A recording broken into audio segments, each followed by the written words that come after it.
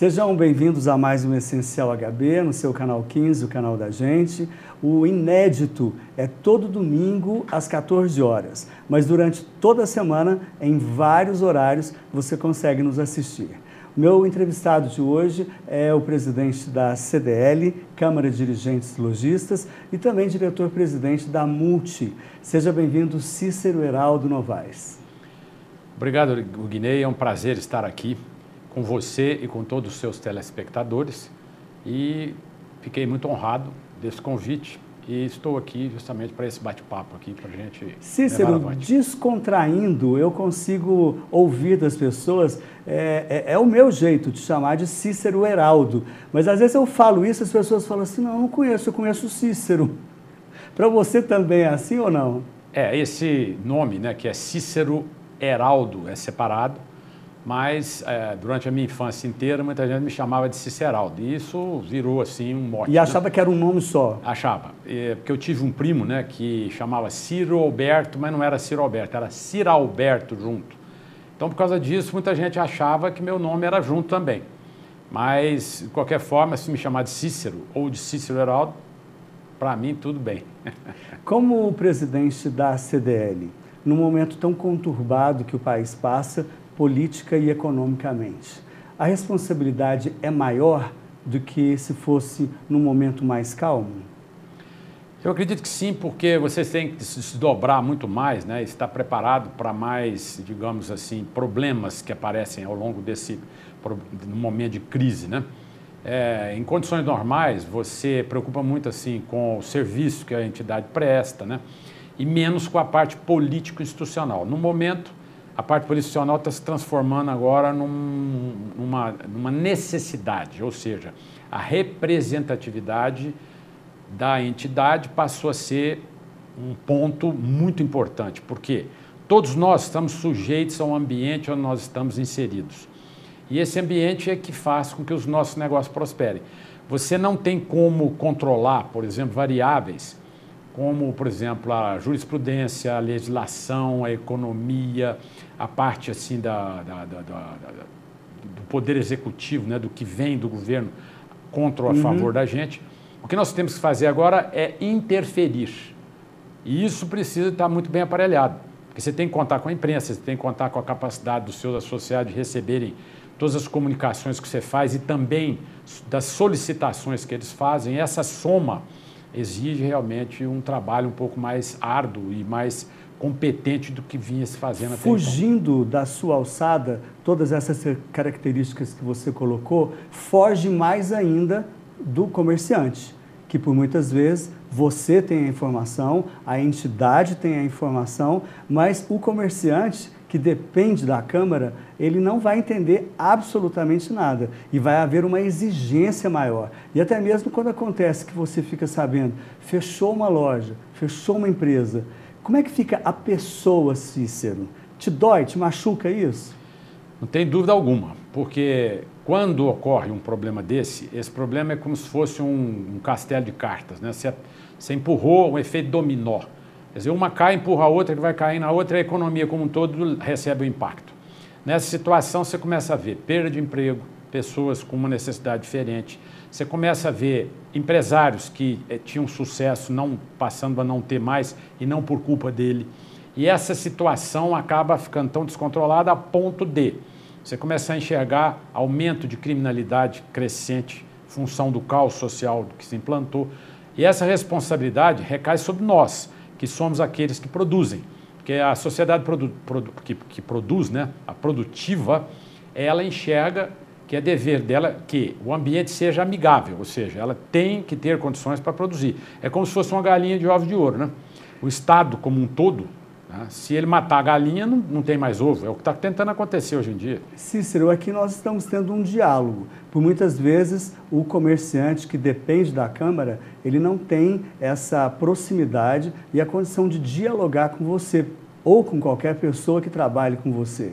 Eu quero saber como que impacta essa condição e quando você, pessoa, cidadão, vai ao seu mercado e olha o preço que foi a compra que você fez. Isso você vai responder no próximo bloco. A gente volta em instantes com o Cícero Heraldo Novaes. Até já.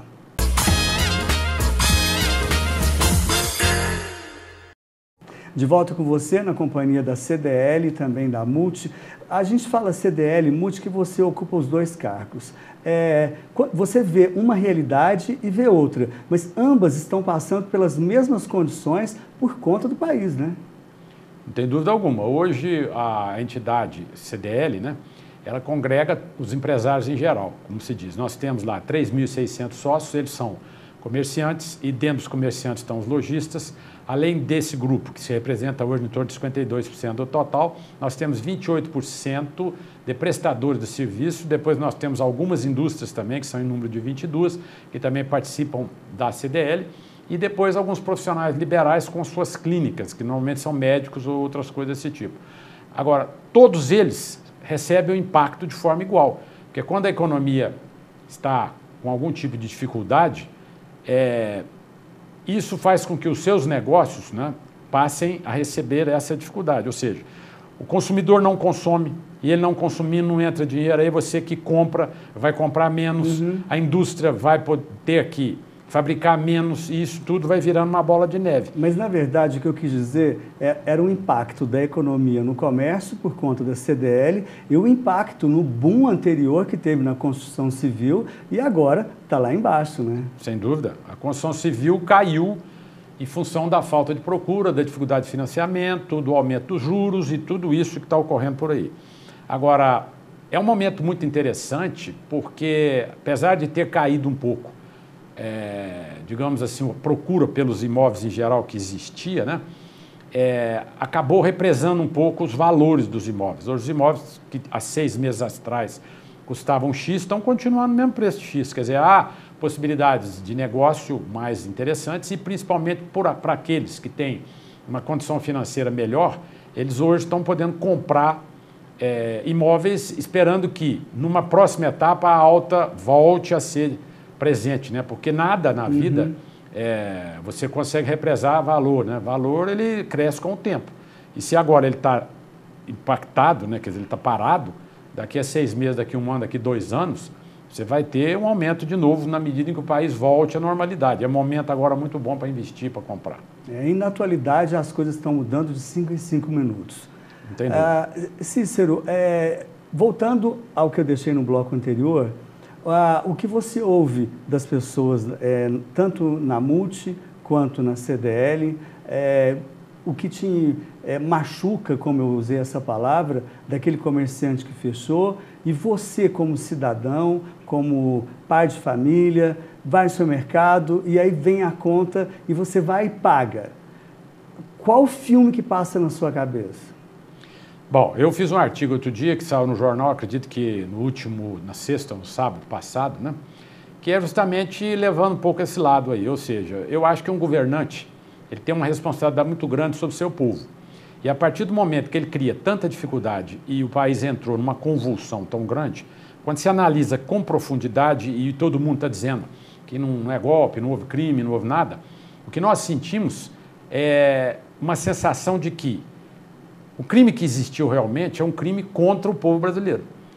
Porque quando você olha... Está tão claro isso. Que a ONU, por exemplo, ela tipifica crimes contra a humanidade quando um país, por exemplo, não se responsabilizou por aqueles problemas que ele causou na população. É uma guerra, digamos, um ato que representou a quebra de um monte de empresas, que destruiu a economia do país. Tudo isso é crime contra a humanidade tipificado pela ONU. No caso nosso aqui, pode-se considerar um crime contra a economia, porque quando se fala no rombo que a Petrobras teve pela corrupção e tudo mais, você fala em bilhões.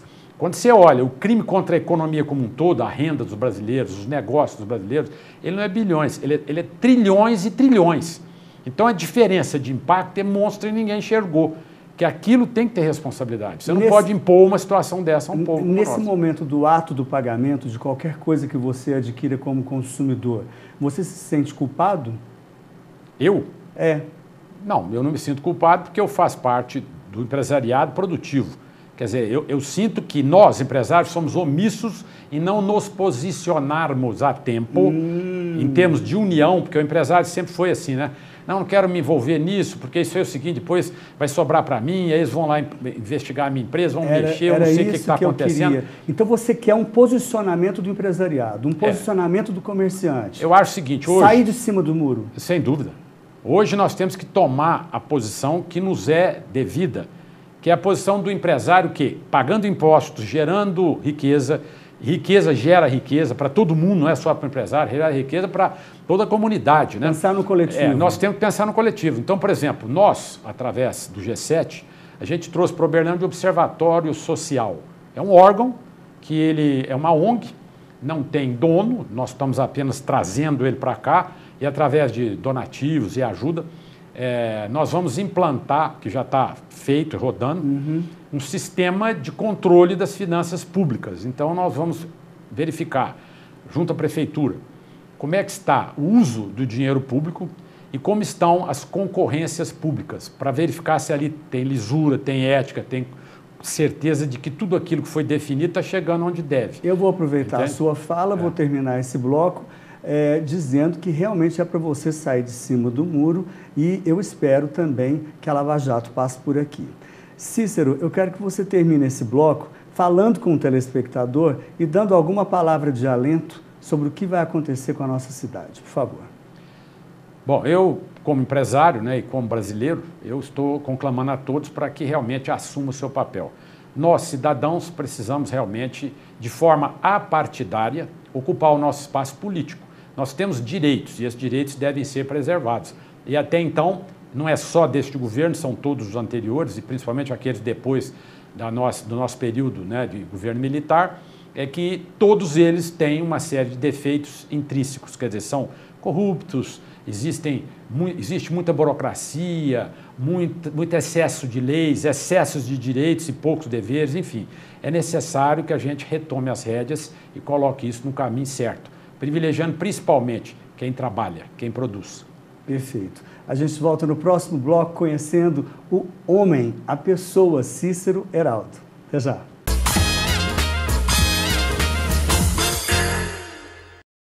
Cícero, para a gente conhecer um pouco melhor você, eu sei que você é um bom apreciador de gastronomia, de vinho, comida.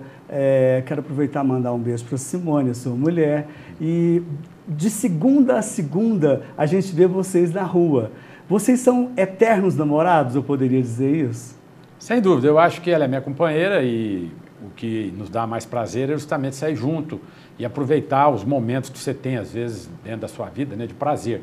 Que é justamente frequentar um bom restaurante, tomar uma boa garrafa de vinho, né, ter uma comida de nível e, quando possível, né, fazer boas viagens, porque o que você leva da vida? Além de isso aí. Né? É isso aí. É isso aí. Tendo uma boa companhia como a Simone, vai ter um bom papo. Qual seria o vinho que você indicaria? Depende. Pode ser um bom vinho tinto ou um bom vinho branco, e nós temos inúmeros, né? Então, dá um exemplo de um branco e de um tinto. Bom, um bom vinho tinto seria o Vistal Bar. E um bom vinho branco seria, por exemplo, Santa Margherita, um Pinot Grigio de bom nível. Comida. A sua preferência? Minha preferência. Bom, eu gosto de um cordeiro, né? Gosto também de uma lagosta, às vezes de um camarão de bom nível, enfim, tem vários tipos, depende muito do cozinheiro, depende muito da receita. E no dia a dia na sua casa? No dia a dia é o seguinte, a gente procura não ficar só naquele trivial convencional, né?